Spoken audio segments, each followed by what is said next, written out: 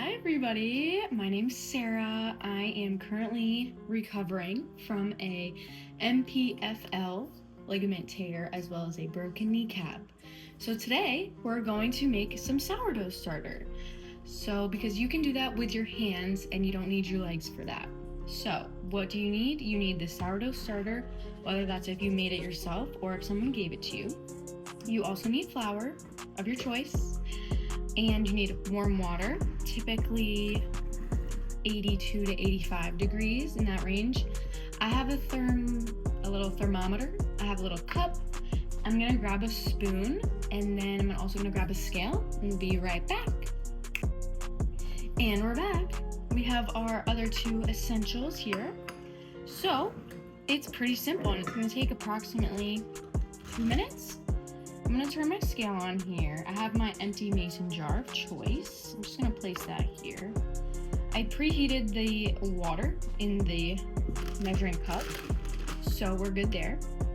So I did it for a little bit longer than I would have wanted to. So it's currently 114 degrees. So that's a little too hot because if we use that, you're gonna kill the starter and we gotta keep it alive. So while that continues to cool down, fan it a little bit, we're gonna go ahead and just put the starter and the flour in there. So this was a recent feed, a fresh crack open, if you will, cold crack, as some may say. There's some liquid in here, so we're gonna just also take a second to dump that out. And we're back. We put some ice in the water as well to help that cool down a little bit faster, and we got it all together, emptied the liquid out of here. So, I want to make sure everything's on grams, which it is, so we're good there. This is how I'm going to do it. I'm going to do 25 grams of the starter and 100 grams of the water and the flour. Pretty simple.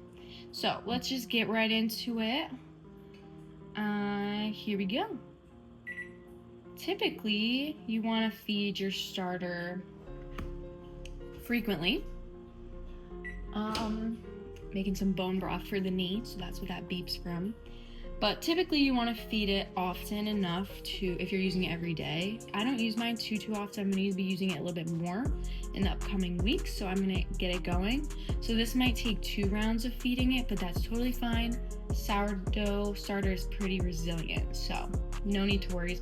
You could put it in the fridge for up to a month even. I've left it in there for 3 months because I was away and my family member was able to revive it. So no need to worry there. All right, let's keep it going. So 25 about grams of water or of starter. Now we're going to go ahead and just put the 100 grams of flour in there.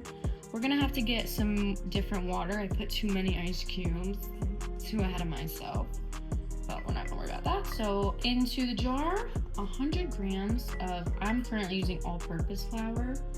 I have also switched between all-purpose flour and whole wheat flour. So it's up to you. Whatever you want to try, so many different options. So we have that in there. I'm going to go ahead and just mix a little bit together. Might be more of like a little pancakey batter, which is not a big deal. And then in just a moment, I'm going to do a little magic trick and get the water the perfect temperature. So let's do some. 5 minutes later. And we're back. We did a little magic trick. We are at 82.2. We're just gonna get right to it because we don't want that to cool down too much more.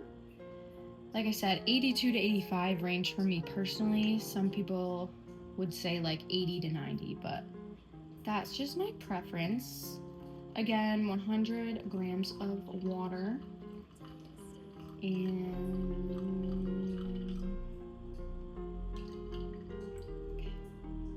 right, so now we have that. Everything's out of our way. And you're just gonna stir it. You wanna stir it until you get a almost pancake consistency. I'm also gonna use this as an extra tool, so it's already dirty. But so I'm gonna mix this up really well. I would say more so like light clumps of flour, nothing too major, but you don't want to really overdo it either. So it's just more so about the feeling, you know? I got a feeling. Yeah. So it's looking pretty great already, I must say so myself. All right, I think we're good.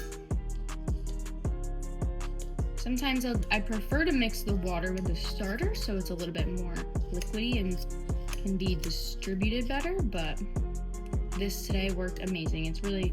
There's no rocket science to it, guys. It is really as simple as this. Perfect. That's it. And I will come back tomorrow with the updated growth. Seems like it's gonna grow a little bit much, so I'm actually gonna pour a little bit out just to make sure it doesn't overflow. So I might do 2 jars. I think that's the plan. So give me a minute. We'll come back with our second jar. All right, we're back. We have both jars ready to go. So we will see them in the morning after they get a good night's sleep. And they rise. All right, guys, stay tuned for the final product. And then stay tuned for a video on how to make some sourdough bread. All right, peace and love.